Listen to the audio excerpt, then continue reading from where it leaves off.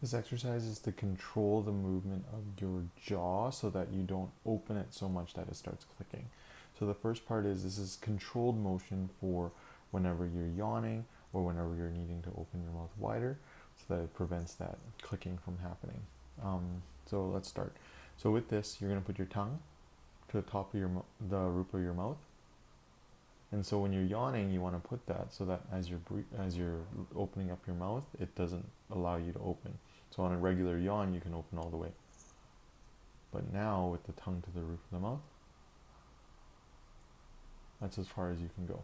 So that's an easy way to prevent injury to your jaw as you're having some TMJ issues.